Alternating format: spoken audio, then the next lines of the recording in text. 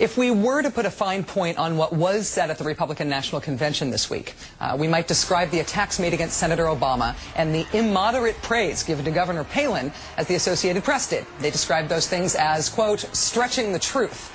We're going to go out on a limb here on Countdown and call them lies. We're also going to call the repeated telling of those lies lying. The charge that Senator Obama authored 2 memoirs but not a single major law or reform, lying. Senator Obama wants to raise your taxes unless you happen to be a corporation or the richest 1% of all Americans, lying. Senator Obama has never worked with Republicans on bipartisan legislation, lying. Senator McCain repeating that particular lie on the stump today in Wisconsin. I've worked across the aisle again and again. I've reached out my hand to those on the other side of the aisle to work for a common good. Senator Obama never has. I repeat, lying. Let's turn now to Clarence Page, a nationally syndicated columnist with the Chicago Tribune. Thanks for your time tonight, Clarence. Thank you, Rachel. Good to see you. What happened in St. Paul apparently will not stay in St. Paul because many of what I'm saying are lies that were told there last night and over the last couple of days in St. Paul. They've now been incorporated into the McCain stump speech and the Palin stump speech, which means we can expect to hear these things again and again and again over the next 60 days. Does debunking not have any political impact anymore? Is there no political risk for telling things that are demonstrably untrue about your opponent? Well, things happen fast in this campaign, remember. It's only been 2 nights since we heard Sarah Palin, 1 night since McCain's speech. The Obama campaign right now is assessing just how to deal with Sarah Palin because she is a big surprise in a lot of different ways. But there's no question that the campaign has to respond.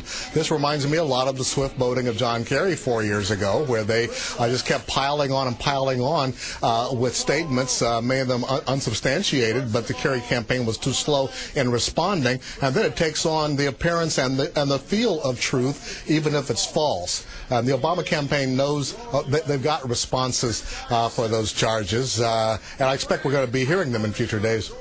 The Obama campaign has very aggressively pounced this week on the McCain campaign manager Rick Davis's statement that the campaign should be about personality instead of about issues.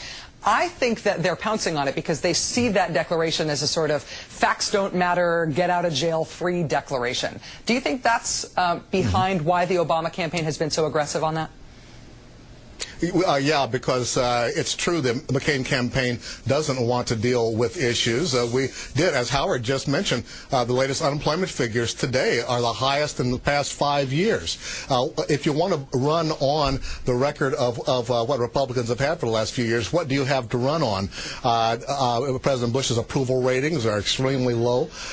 So John McCain and Sarah Palin are going to push their personalities and go after Barack Obama's strength, which is his personality, and it is the exciting oratory that has energized so many people over the last few years and throughout this campaign. And also his campaign itself, an extraordinary organizing effort, an extraordinary executive skill set that he is showing.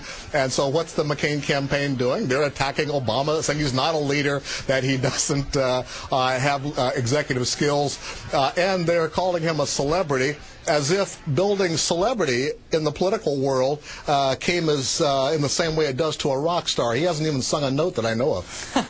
Well, even on their own terms, even on those personality terms, in the long run, which at this point is the next 60 days, do you think it helps or hurts John McCain's chances in November that Sarah Palin really is upstaging him right now, that she really is getting more attention, bigger crowds, and more sort of inspiring more enthusiasm than he is?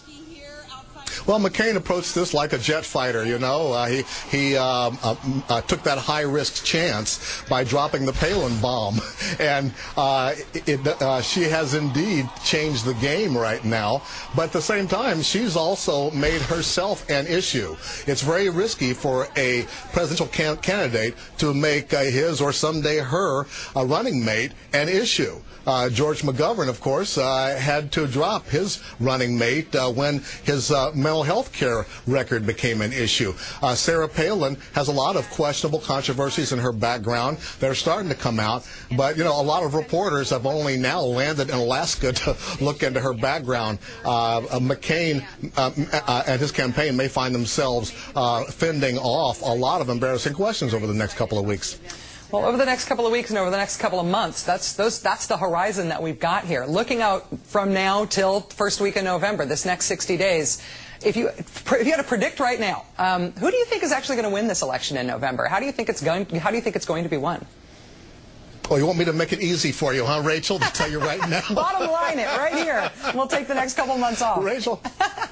I think it's going to be close, Rachel. I think it's going to be close. It's closer than it ought to be, considering how low the public's approval of Republicans is right now. How John McCain has not dealt with specifics as to what he's going to do about it. But by making this a personality race, it becomes an unpredictable contest.